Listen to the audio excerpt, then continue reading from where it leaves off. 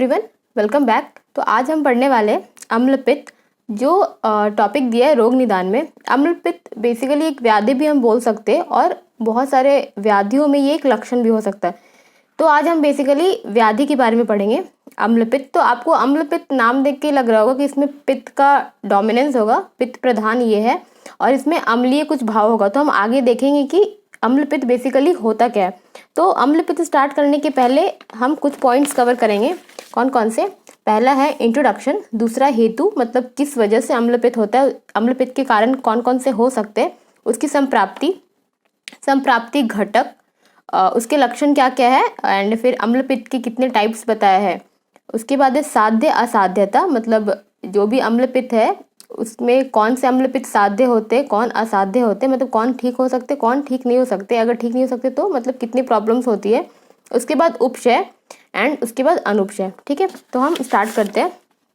तो सबसे पहले है अम्लपित्त को हम भीषक मोह व्याधि भी बोलते हैं, क्योंकि जब पेशेंट आता है भीषक के पास, मतलब फिजिशियन के पास, तो वो खुद अच्छे से अपने सिम्टम्स नहीं बता पाता, जिससे फिजिशियन को भी कंफ्यूजन हो जाता है कि वो अम्लपित्त कौन से दोष प्रधान है। मतलब अम्लपित्त भी दोष प्रधान होता है, लाइक कफ प्रधान, वात प्रधान, तो वो फिजिशियन भी कंफ्यूज हो जाते हैं, इसलिए अम्लपित्त को भीषक मोह व्याधि बोलते हैं। सबसे पहले इसका इंट्रोडक्शन देखते हैं। तो ये जो व्याधि है वो अनवा स्रोतस का है। जब हम स्रोतस पढ़ेंगे तो उसमें मैं आपको बताऊंगी कि चरक के अकॉर्डिंग एंड सुश्रुत के अकॉर्डिंग अलग अलग स्रोतस के नाम बताए। उसमें से एक अनवा स्रोतस है, जिसके मूल स्थान है आमाशय और वाम पार्श्व। आमाशय बोल सकते हो नेवल के ऊपर, मतलब नाभि के ऊपर वाले रीजन को आमाशय बोलते हैं। आमाशय के भी दो पार्ट बताए गए हैं, ऊर्ध्व और अधो। ऊर्ध्व में बेसिकली कफ का अधिक्य होता है और अधो में पित्त का अधिक होता है, जिसको हम ग्रहणी भी बोलते हैं। और वाम पार्श्व मतलब लेफ्ट साइड ऑफ चेस्ट, और यू कैन से फ्लैंक। अब हेतु देखेंगे हम कि किस हेतु, मतलब किसकी वजह से अम्लपित्त हो सकता है, उसके क्या क्या हेतु है, एंड मतलब अगर आप उसको कंटिन्यूअसली ले रहे हो तो उसकी वजह से अम्लपित्त इन फ्यूचर हो सकते हैं। तो सबसे पहले है आप विरुद्ध अन्न लेते हो। विरुद्ध अन्न में आएगा, विरुद्ध अन्न बेसिकली बहुत सारी चीज हो सकती है, लाइक देश विरुद्ध, काल विरुद्ध, संस्कार विरुद्ध। जैसे कि मैं आपको एग्जांपल देती हूँ, जैसे कि आप हनी ले रहे हो, तो अगर आप हनी को कुक करके, मतलब गर्म करके ले रहे हो, तो वो एक तरह का विरुद्ध अन्न में आता है। अगर आप फिश खा रहे हो तो फिश को आप मिल्क के साथ खा रहे हो, तो वो भी विरुद्ध अन्न में आता है। तो ऐसे बहुत सारे विरुद्ध अन्न में आएगा। उसके बाद दुष्ट अन्न, दुष्ट अन्न में बोल सकते हो बासी या फिर सड़े हुए खाने को खा रहे हो। अम्ल अन्न, जो भी आप फूड ले रहे हो उसमें अम्लीय रस ज़्यादा है। विदाही, जो आपके अंदर बॉडी में जो दाह क्रिएट करता है, मतलब आपको बर्निंग सेंसेशन वाली फील दिलाता है, वो विदाही अन्न। फिर वैसा अन्न जो पित्त को एग्रीवेट करता है, तो इसमें बहुत सारे हो जाएंगे, अम्ल, लवण, वो सब जो पित्त को एग्रीवेट करता है। फिर गुरु अन्न या फिर अभिसंधि अन्न, जो सिक्रेटरी होता है, मतलब उसको खाने के बाद आपकी बॉडी में सिक्रेशन ज़्यादा होते हैं। तो ये बेसिकली अन्न थे, विरुद्ध, दुष्ट, अम्ल, विदाही और गुरु अभिसंधि अन्न। उसके बाद है दूसरा हेतु है कि अगर आप फूड खा रहे हो, मतलब आपको ऐसा फील हो रहा है कि आपका पहले वाला जो आपने फूड खाया वो डाइजेस्ट नहीं हुआ है, उसके बाद भी आप फूड खा रहे हो, तो वो भी एक हेतु हो सकता है अम्लपित्त का। उसके बाद अजीर्ण, इंडाइजेशन। फिर आम का फॉर्मेशन भी एक तरह का हो सकता है कि अगर आपके बॉडी में आम बन रहा है तो उसके बाद अम्लपित्त इन फ्यूचर हो सकता है। फिर वही ये आम फॉर्मेशन है टिश्यू लेवल। वेग निग्रह, डैट इज अगर आप आपको जो भी नेचुरल अर्ज आ रहे हैं, वेग को आप सप्रेस कर रहे हो, लाइक फ्लेटस हो गया, मूत्र, मल, उसको आप सप्रेस कर रहे हो, वो भी एक तरह का कारण हो सकता है अम्लपित्त का। फिर आप बहुत ज़्यादा मदिरा ले रहे हो, मद्य ले रहे हो, डैट इज आप बोल सकते हो वाइन ले रहे हो, बहुत ही एक्सेस में ले रहे हो। फिर आप उष्ण, स्निग्ध, रुक्ष, अम्ल द्रव्य आर्टिकल ज़्यादा यूज़ कर रहे हो, मतलब ये सब पदार्थ आप ज़्यादा खा रहे हो, उष्ण चीज़ें ज़्यादा खा रहे हो, स्निग्ध चीज़ें ज़्यादा खा रहे हो। उसके बाद है ज़्यादा कुलथ। कुलथ आप बोल सकते हो कुल्थी होता है वो, उसको बेसिकली स्टोन वगैरह को कम करने के लिए यूज़ किया जाता है, तो वो भी बहुत ज़्यादा ले रहे हो। खाना खाने के बाद आप दिन में सो रहे हो, दीवा स्वप्न कर रहे हो, बहुत ज़्यादा बाथ ले रहे हो। अवगा बाथ मतलब टप में जो बोलते हैं नहाना, उसको वो कर रहे हो आप। उसके बाद खाने के बीच बीच में बहुत ही ज़्यादा पानी पी रहे हो। और वैसा हेतु जो पित्त को बढ़ाता है, वो भी अम्लपित्त का हेतु होता है। उसके बाद है कि ऋतु में बताया गया, बेसिकली दो ऋतु में अम्लपित्त देखा गया है कैसे ज़्यादा, वर्षा और शरद, क्योंकि वर्षा में पित्त का संचय होता है और शरद में पित्त का प्रकोप होता है।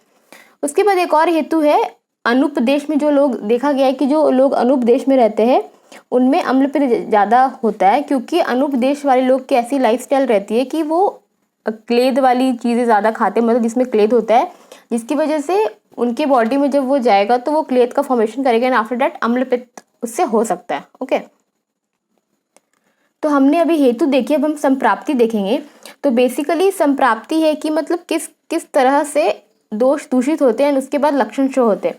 तो सबसे पहले संप्राप्ति में आपने हेतु सेवन की, जितना भी मैंने पीछे बताया वो सब आपने किया। उसके बाद पित्त दोष का संचय हुआ, फिर प्रकोप हुआ एंड उसकी पित्त, आपको पता है कि पित्त दोष में द्रव्य गुण होता है, उसकी वजह से अग्निमंद हो गया। अग्निमंद होने की वजह से आम का फॉर्मेशन होता है। तो अगर आम का फॉर्मेशन हो तो उसको हम विदग्ध बोलते हैं। अगर आम का फॉर्मेशन पित्त की वजह से होगा तो उसको हम विदग्ध बोलेंगे। एंड उसके बाद जो फूड है जो हमारे स्टमक में जो रहेगा वो अम्लीय भाव का हो जाता है। एंड उसके बाद हमें अम्ल उद्गार आने लगता है, अम्ल इरेक्टेशन यू कैन से। एंड उसके बाद आपको अम्ल पित्त ये व्याधि हो जाती है। ठीक है, इसको बोल सकते हो कंपेयर किया गया है, लाइक जैसे कि आप एक पॉट लेते हो, उसमें आप दही पहले से जमा हुआ है, ठीक है, उसके बाद आप उस दही को निकाल के अगर आप उसमें मिल्क डालते हो तो वापस से उस मिल्क में थोड़ा खट्टापन आ जाएगा, क्योंकि जो भी पॉट में जो चारों तरफ जो दही लगी हुई रहती है उसकी वजह से वो मिल्क भी दही का रूप ले लेता है। उसी तरह अगर हम कोई भी फूड लेते हैं अम्ल पित्त के दौरान, मतलब हमें अम्ल पित्त हो चुका है, उसके बाद हम कोई भी फूड ले रहे हैं, अगर आप मधुर भी फूड खा रहे हो मधुर रस का, तो वो हमारे बॉडी में जाके इम्प्रॉपरली प्रोसेस करेगा एंड वो अम्ल पित्त का फॉर्मेशन करेगा, मतलब अंदर जाके वो अम्ल ही बनेगा, अम्ल रसी उसका फॉर्मेशन होगा। ठीक है, अब हम संप्राप्ति घटक देखेंगे। तो संप्राप्ति घटक में पहला आता है दोष। तो इसमें दोष प्रधान आपने देखा, पित्त प्रधान दोष अम्ल पित्त में बेसिकली इन्वॉल्व रहता है। दुष्य में रस धातु, क्योंकि आहार रस के बाद सबसे पहले रस धातु का फॉर्मेशन होता है। तो जब आहार रस ही प्रॉपरली नहीं बनेगा तो उसके बाद रस धातु का भी प्रॉपर फॉर्मेशन नहीं होगा, इसलिए दुष्ट में सबसे पहला रस धातु है। अगर अम्ल पित्त बहुत ज्यादा दिन तक, बहुत दिन से है तो फिर आगे धातु की दूषिता हो सकती है, लेकिन बेसिकली जो इन्वॉल्व होता है सबसे पहले वो रस धातु है। उसके बाद स्रोतस में अन्नवा स्रोतस, इसमें और भी स्रोतस इन्वॉल्व हो सकते हैं, लेकिन मैंने बेसिकली बोला मतलब जो सबसे प्रीडोमिनेंट है वो अन्नवा स्रोतस इसमें इन्वॉल्व होता है। उसके बाद इसका जो अधिष्ठान है वो आमाशय में है। अग्निदुष्टि मंद अग्नि इसमें होती है। स्रोत दुष्टि विमार्ग गमन, मतलब कि अपने स्थान को छोड़ के दूसरे स्थान में जाना इज लाइक ये विमार्ग गमन है। तो इसमें विमार्ग गमन होती है अम्ल पित्त में। संचारण स्थान महास्रोतस, व्यक्त स्थान मतलब कहाँ पे वो शो होता है अम्ल पित्त, तो आमाशय में, कंठ में, हृदय में। हम आगे देखेंगे कि इन सब जगह पे दाह होता है, तो इससे पता चलता है कि अम्ल पित्त लक्षण दिख रहे हैं। स्वभाव में चिरकारी, तो चिरकारी का मतलब होता है बेसिकली दो चीजें होती है, एक तो अशुकारी और चिरकारी। तो चिरकारी में अगर आपने हेतु सेवन किया एंड आपको तुरंत उसके सिम्टम्स नहीं दिखे देन वो चिरकारी है। और अशुकारी मतलब अगर आपने हेतु सेवन किया और आपको कल ही वो सिम्टम्स दिख गए या फिर कल या परसों, वो अशुकारी है। तो बेसिकली अगर आपने आज कुछ ऐसा कुछ लिया जिससे आपको कल अम्ल उद्गार वगैरह आ रहा है तो वो असुकारी है, डेट इज वो लक्षण सिर्फ है, वो अम्ल पित्त व्याधि नहीं है। अम्ल पित्त व्याधि बेसिकली चिरकारी होता है, मतलब वो तुरंत शो नहीं होता है। और इसका जो रोग मार्ग है वो अभ्यंतर है, मतलब अभ्यंतर से वो अम्ल पित्त का फॉर्मेशन होता है। ठीक है, अब हम देखेंगे सामान्य लक्षण, मतलब बेसिकली कौन कौन से लक्षण होते हैं अम्ल पित्त में। तो सबसे पहले अविपाक, मतलब प्रॉपर डाइजेशन नहीं होगा, उस जो पेशेंट है उसको इंडाइजेशन वाली फील आएगी, इंडाइजेशन लगेगा उसको। गौरव, उसका बॉडी बहुत ही ज्यादा हेवी फील होगा। फिर दाह होगा हृदय में, कंठ में, हृदय आप बोल सकते हो हार्ट रीजन, और कंठ मतलब जो भी थ्रोट का रीजन होता है वो। अरुचि, खाने की उसको इच्छा नहीं होगी। क्लम मतलब विदाउट कोई भी काम किए उसको बहुत थकान महसूस होगी। उत्क्लेश, उसको वॉमिटिंग जैसा फील होगा, नौसिया लगेगी उसको। और उसको तिक्त और अम्ल उद्गार आएगा, यू कैन से ढकार आएगी तिक्त और अम्ल रस की। ठीक है, अब हम भेद देखते हैं। तो जो बेसिकली भेद है वो विशिष्ट, इसमें भेद में हम देखेंगे कि उसके मेन लक्षण क्या होते हैं। तो ये दो on the basis of two के हिसाब से भेद बताए। सबसे पहले तो दोष संसर्ग, जिसमें वातज, पित्त, वातज और कफज हम देखेंगे, और गति में देखेंगे अधोग और ऊर्ध्व। तो सबसे पहले हम गति देखते हैं और उसके बाद हम दोष के अकॉर्डिंग देखेंगे। तो सबसे पहले गति के हिसाब से दो बोला है, एक तो ऊर्ध्व का अम्ल पित्त और दूसरा अधोग अम्ल पित्त। तो ऊर्ध्व अम्ल पित्त में जो बेसिकली अनुबंध होता है वो कफ दोष होता है, मतलब इसमें कफ दोष का भी कुछ रोल होता है। इसके लक्षण क्या क्या होते हैं बेसिकली, तो इसमें जो छर्दी होगी, मतलब जिसमें वॉमिट होगी, उसका जो कलर होगा वो हरित मतलब ग्रीनिश, पीत येलोइश, थोड़ी नील ब्लूइश, कृष्णा बोल सकते हो ब्लैकिश कलर की। रक्त उसमें थोड़ा ब्लड भी आ सकता है, और रेडिश कलर और अम्ल युक्त, मतलब अम्ल जैसा जब आप वॉमिट करोगे तो आपको अम्ल वाली फील आएगी। और जैसे कि आप कोई भी मटन को जब वॉश करते हो जो उसका वाटर रहता है, वॉश्ड वाटर, उसकी तरह वो छर्दी, मतलब वो जो वॉमिटस सब्सटेंस है वो वैसा लगेगा, ठीक है। उसके साथ साथ वो जो वॉमिटस सब्सटेंस है वो पिक्शिल मतलब स्लीमी होगी, और उसमें कफ भी बाहर आएगा। फिर जो वॉमिटिंग होती है वो बेसिकली कब हो सकती है, या तो जब फूड का डाइजेशन हो रहा है तब, या फिर खाली पेट में छर्दी हो सकती है। फिर जब ऊर्ध्व अम्ल पित्त होता है तो उसमें अम्ल उद्गार आता है, तिक्त उद्गार आता है। फिर कंठ में, कुक्षी में और हृदय में दाह होता है। कुक्षी मतलब आप बोल सकते हो बेली या फिर एब्डोमेन का पार्ट, उसमें आपको बर्निंग सेंसेशन वाली फील आएगी। तो इसमें बेसिकली सीरोशूल होगा, मतलब हेडेक होगा बहुत ज़्यादा। फिर पाम में एंड सोल में, मतलब हस्त और पाद में बहुत ज़्यादा दाह होगा, अरुचि होगी, खाने की इच्छा नहीं होगी, कंडू इचिंग होगी, और बहुत ही ज़्यादा हीट फील होगा आप अपने बॉडी पे, जिसको अम्लपित्त के ऊर्ध्व अम्लपित्त के लक्षण ये होते हैं। उसके बाद मंडल पिडक, मतलब स्किन पे रैशेज आ जाएंगे, बॉल्स आ जाएंगे, और इसमें बेसिकली कफज और पित्तज ज्वर होता है, ठीक है, ऊर्ध्व अम्लपित्त में। अधोगत अम्लपित्त में हम देखते हैं क्या क्या सिम्टम्स हैं। पहला तो है तृष्णा, दाह, तृष्णा बहुत ज़्यादा प्यास लगेगी, दाह बर्निंग सेंसेशन होगा, मूर्छा मतलब आंखों के सामने अंधेरा आने लगेगा, एंड उसके बाद फेंट हो जाएंगे, भ्रम, मोह, हृल्लास, नौसिया वाली फील आएगी, कोठ, बोल सकते हो आप कि मच्छर काटने के बाद जो फूल जाता है स्किन में, उसको इंग्लिश में आप अर्ट्रिकेरिया भी बोल सकते हो। अग्निशाद, अग्नि बहुत ही ज़्यादा मंद हो जाती है। हर्ष, हॉरिपिलेशंस, बहुत ज़्यादा स्वेद का डिस्चार्ज होगा। फिर जो पूरा बॉडी है वो येलोइश कलर का हो जाएगा, और रेक्टम से जो भी सब्सटेंस बाहर आएगा वो अलग अलग वर्ण का होगा, मतलब अलग अलग कलर का होगा। इसमें आप देखोगे यहाँ पे दो वर्ड है, मूर्छा और भ्रम और मोह।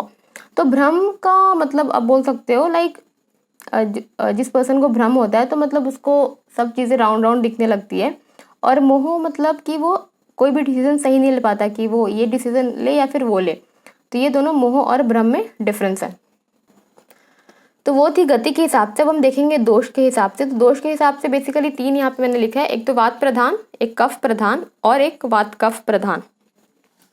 तो वात अनुबंधी मतलब जिसमें वात प्रधान अम्लपित्त है तो उसमें क्या क्या होगा, कंप मतलब ट्रेमर, बॉडी में एक कंपन की तरह होगा, प्रलाप जिसको हम डेलिरम भी बोल सकते हैं, और यू कैन से कि इनकोहेरेंट स्पीच, मतलब जो भी बंदा जो बोल रहा है वो अच्छे से नहीं बोल पाएगा। मूर्छा होगा, चिमचिमाहट, पूरे बॉडी में टिंगलिंग सेंसेशन वाली फील आएगी। तो है गात्र अवसाद, मतलब पूरे बॉडी लूज पड़ जाएगा।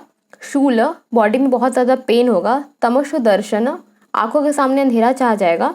विभ्रम, जो कि मैंने अभी बताया आपको कि आपके जो भी जिसको भी अम्लपित्त होंगे और वात प्रधान स्पेशली, उसको आंखों के सामने पूरा राउंड राउंड लगेगा कि वो खुद राउंड राउंड घूम रहा है। मोह, जो सही डिसीजन नहीं ले पाएगा। एंड हर्ष, हॉरिपिलेशन जो बोल सकते हो। उसके बाद आता है कफ प्रधान अम्लपित्त में, मतलब जो अम्लपित्त है वो कफ अनुबंधी होगा। सबसे पहले तो कफ स्टीवन, मतलब जो भी जो थूक बोल सकते हो उसमें बहुत ज़्यादा कफ बढ़ा हुआ रहेगा, इसमें कफ आएगा जब आप स्टीवन करने जाओगे तो पूरा बॉडी बहुत ही ज़्यादा गौरव हो जाएगा। जाड्या, बॉडी में स्टिफनेस आ जाएगी। अरुचि, कुछ खाने की इच्छा नहीं होगी। कोल्ड फील होगा आपको, मतलब जिसको अम्लपित्त हुआ है। छर्दी, मतलब वॉमिट। आफ्टर डैट जो टंग होगा अम्लपित्त वाले पेशेंट का, वो उसमें पूरा म्यूकस कोटेड होगा वो टंग।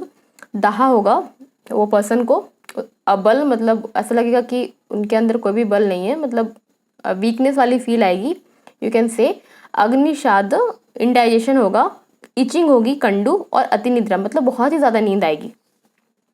अब है वात कफ प्रधान अम्लपित्त, मतलब वात भी हो और कफ भी हो, तो इसमें जो भी हमने सिम्टम्स अभी देखा वात प्रधान और कफ प्रधान में, वात कफ में दोनों आएगा।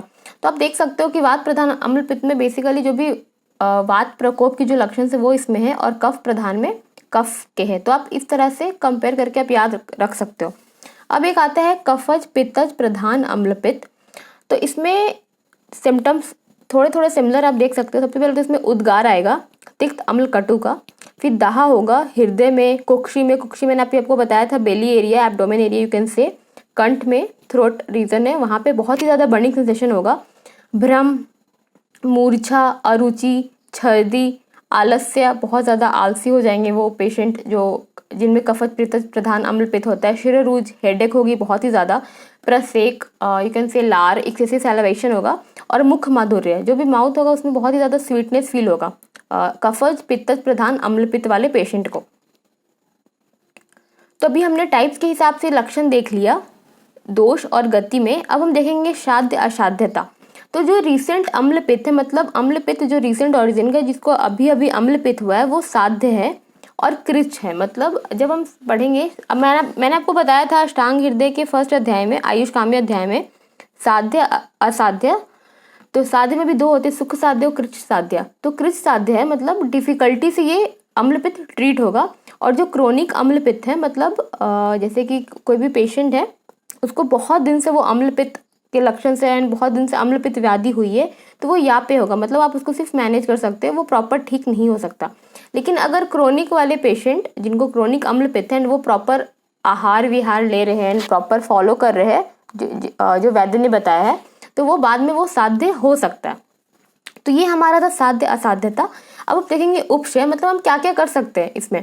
तो अगर ऊर्ध्व अम्ल पित्त रहेगा, तो इसमें मैंने बताया था आपको कफ अनुबंधी होता है, तो कफ इसमें प्रकोप हो गया, तो इसमें हम वमन करा सकते हैं। अधोगत अम्ल पित्त रहेगा, तो इसमें ऑफ कोर्स पित्त बढ़ा हुआ है, तो हम इसमें विरेचन करवा सकते हैं। इन दोनों के बाद या फिर इनके बाद हम बस्ती भी करवा सकते हैं for body purification, you can से। फिर एडेबल्स में हम क्या क्या ले सकते हैं, साली राइस, यव, वीट, मुदग मतलब मूंग। फिर बॉइल्ड वाटर, जिसको बाद में ठंडा किया गया हो, मतलब जैसे कि आपने पानी उबाल लिया और उसको फिर आप ठंडा करने के लिए छोड़ दिए, वो वाटर। मधु, शर्करा, शक्तु, फिर बनाना ट्री का जो फ्लावर होता है वो, दाडिम यू कैन से, पोमेग्रेनेट, अमलकी और तिक्त जूस, ये सब आप एडिबल में ले सकते हो। लिक्विड में आप वो लिक्विड ले सकते हो जो एंटी कफ हो और एंटी पित्त हो, मतलब जो कफ को कम करे और पित्त को कम करे, वो आप लिक्विड पीने के लिए ले सकते हो। अब आता है अनुपशय, मतलब आप क्या नहीं कर सकते इसमें। तो सबसे पहले तो आप नव अन्न नहीं ले सकते, क्योंकि ये क्लेद बढ़ाएगा आपकी बॉडी पे, तो इसलिए सबसे पहला नव अन्न है। फिर विरुद्ध अन्न भी नहीं ले सकते, कुलथ भी नहीं खा सकते। फिर वैसे आइटम जो फ्राइड किए गए ऑयल में, वो भी आप नहीं खा सकते। कांजी, नमक, अम्ल कटु जूस आप नहीं ले सकते। फिर गुरु आहार, क्योंकि इसमें अग्नि मंद हो जाती है, इसलिए आप गुरु आहार भी अवॉइड करो। दधी भी आप नहीं ले सकते। उसके बाद है मद्य, मतलब वाइन यू कैन से। फिर वैसे मील जो पित्त को बढ़ाता हो, और सीसम का सीड, ये सब आपको अवॉइड करना है। तो ये था हमारा अम्ल पित्त, जिसमें मैंने बेसिक्स पॉइंट कवर कर दिया है। इंट्रोडक्शन, हेतु, संप्राप्ति, घटक, उसके टाइप्स, उसके लक्षणस, साध्य असाध्यता, उपशय और अनुपशय। तो आई होप कि आपको ये समझ में आया अम्ल पित्त। And so that's all for today, and stay tuned for the latest video, and thank you for watching. Bye bye.